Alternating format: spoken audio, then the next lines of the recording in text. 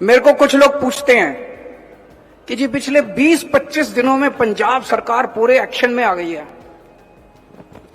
मैं उनको कहना चाहता हूं ये तो अभी ट्रेलर है, अभी असली फिल्म बाकी है देखना। आने वाले समय के अंदर रॉकेट की स्पीड से पंजाब सरकार जाने वाली है।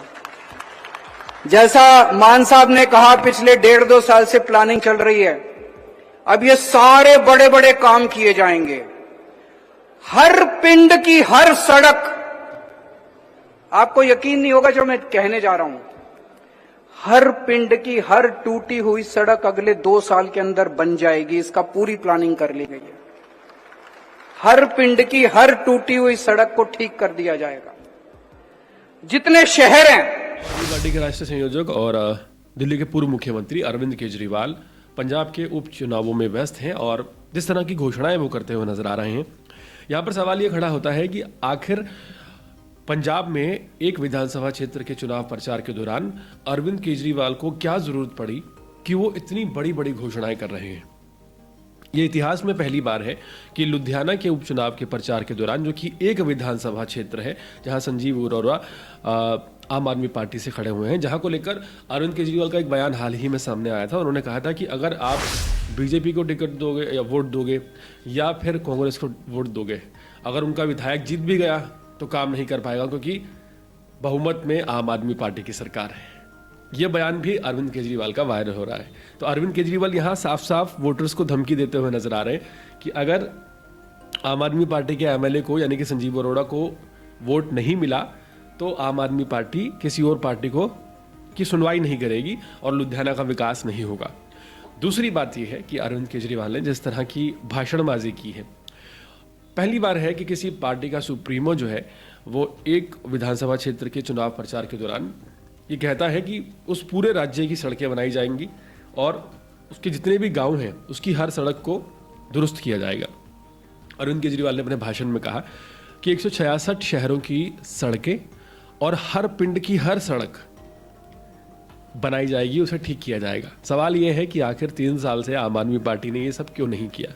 और दूसरी बात, इसी सवाल का एक जवाब देते हुए अरविंद केजरीवाल अपने भाषण में कहते हैं कि पिछले 1.5-2 साल से मैं और भगवंत मान प्लानिंग कर रहे थे और अब रॉकेट की स्पीड से पंजाब में काम होगा। अरविंद केजरीवाल ये भी कहते हुए नजर आए कि लोग मुझसे पूछ रहे हैं कि 20-25 दिनों से बहुत फास्ट काम हो रहा है, काफ़ी डेवलपमेंट हो रहा है। तो मैंने कहा ये तो ट्रेलर है और पिक्चर अभी बाकी है। दरअसल अरविंद केजरीवाल की कौन सी पिक्चर बाकी है, इस बारे में थोड़ा सा डिस्कस आज करना चाहेंगे। पिक्चर बाकी है सिर्फ पंजाब की। अगर आप देखें तो दिल्ली में सुपड़ा साफ हो चुका है और पंजाब की पिक्चर बाकी है, और ये पिक्चर बाकी रहे इसीलिए अरविंद केजरीवाल इतनी जद्दोजहद कर रहे हैं। इसीलिए लुधियाना के एक उपचुनाव के प्रचार के दौरान अरविंद केजरीवाल 10 दिन तक बिल्कुल शांत रहकर मेडिटेशन करते हैं और 10 दिन विपाशना के बाद वापस आते हैं और जी जान झोंक देते हैं, क्योंकि अरविंद केजरीवाल को अच्छी तरह पता है कि ये आखिरी मौका है पंजाब के आने वाले चुनाव से पहले इस मौके पर चौका मारा जा सकता है। अरविंद केजरीवाल हाल फिलहाल पंजाब की सभी जो भूली गई समस्याएं हैं उनको दोबारा याद दिला रहे हैं। और किसे याद दिला रहे हैं? जनता को, पंजाब की।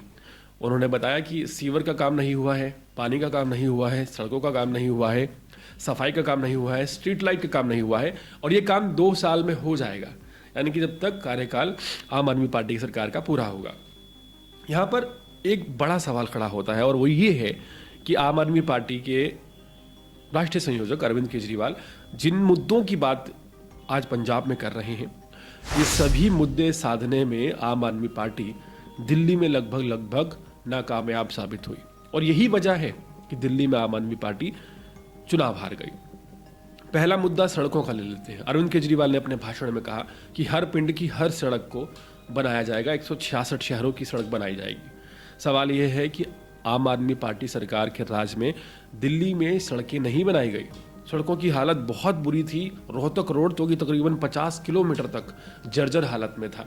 लोगों के तमाम एक्सीडेंट हुए, बरसात आई फिर गई, फिर आई फिर गई, लेकिन कोई भी सुधार देखने को नहीं मिला। चुनाव के आखिरी टाइम पर अरविंद केजरीवाल ने ऐसा ही वादा किया और कहा कि सड़कें बनाई जाएंगी, लेकिन बनाई नहीं गई। दूसरी बात सीवर की। सीवरेज आज भी दिल्ली के जाम है और उस पर कोई काम नहीं किया गया, बावजूद इसके कि 10 साल 11 साल आम आदमी पार्टी की सरकार ने राज किया। यहाँ पर पंजाब में वही वादा अरविंद केजरीवाल करते हुए नजर आ रहे हैं। पानी की बात करते हुए अरविंद केजरीवाल नजर आ रहे हैं कि पानी की व्यवस्था बेहतर की जाएगी। दिल्ली में गंदा पानी लगातार 5 साल और 10 साल तक दिल्ली की जनता ने पिया है। अगर यमुना की सफाई की बात की जाए तो उसकी पानी की सफाई हो ही नहीं पाई। तो यहाँ पर ये वादा भी जो है अरविंद केजरीवाल का काफ़ी ज़्यादा संदेहास्पद लगता है। वहीं स्ट्रीट लाइट्स की बात की जाए तो स्ट्रीट लाइट्स का काम बीच में ही छोड़ दिया गया दिल्ली में। सफाई की बात की जाए तो बावजूद इसके कि आम आदमी पार्टी की सरकार दिल्ली में थी, पीडब्ल्यूडी विभाग दिल्ली सरकार के पास था और एमसीडी दिल्ली में आम आदमी पार्टी के पास थी, बावजूद इसके तमाम जगहों पर गंदगी देखने को मिली। तो यहाँ पर अरविंद केजरीवाल ने जिस तरह के वादे और जिस तरह की घोषणाएं की हैं पंजाब को लेकर, इनमें काफ़ी ज़्यादा भावुक और काफ़ी ज़्यादा उत्साहित वो नज़र आ रहे हैं। जिस तरह से बड़ी बड़ी बुलंद आवाज़ में वो घोषणाएं कर रहे हैं, इन घोषणाओं को करने का मतलब क्या है यहाँ पर ये साफ हो जाता है। ये घोषणाएं दरअसल उपचुनाव जीतने के लिए बिल्कुल नहीं की जा रही। ये अरविंद केजरीवाल के पास आखिरी मौका है पंजाब को बचाने का और अरविंद केजरीवाल पूरी जी जान लगा रहे हैं। सोचिए आखिर क्यों एक तो राष्ट्रीय पार्टी का जो प्रमुख है वो एक उपचुनाव के दौरान तमाम वो घोषणाएं कर देता है जो घोषणाएं चुनाव लड़ने से पहले, सूबे के चुनाव लड़ने से, राज्य के चुनाव लड़ने से पहले की जाती हैं। पानी, सीवर, सड़कें, सफाई, स्ट्रीट लाइट्स, शराबबंदी और स्वास्थ्य को लेकर तमाम बड़े बड़े दावे। हालांकि ये दावे ही है या इनमें कोई सच्चाई भी है, आगे काम होगा या ठंडे बस्ते में चली जाएंगी, या फिर दिल्ली की तरह, जिस तरह दिल्ली की जनता ने आम आदमी पार्टी को नकार दिया क्योंकि दिल्ली में जो काम होना था वो उस अनुपात में नहीं हो पाया। दिल्ली में काम की रफ्तार बहुत स्लो रही। दिल्ली की अगर बात की जाए तो अरविंद केजरीवाल सिर्फ वादे कर कर मुकर गए और उन वादों में कोई भी सच्चाई सामने नहीं आई। लुधियाना उपचुनाव में जिस तरह से जोरों शोरों से प्रचार किया जा रहा है, सबसे ज़्यादा हैरानी की बात यहाँ पर यह है कि हर मुद्दे की बात की जा रही है, हर टॉपिक पर अरविंद केजरीवाल मुखर होकर बोल रहे हैं। लेकिन दिल्ली की बीजेपी सरकार बनने के बाद जिस तरह से आम आदमी पार्टी के बड़े नेताओं ने सीएम रेखा गुप्ता को घेरना शुरू कर दिया था और लगातार एक मुहिम चलाई गई, 2500 कब आएंगे, 2500 कब आएंगे, दिल्ली की महिलाएं मांग कर रही हैं।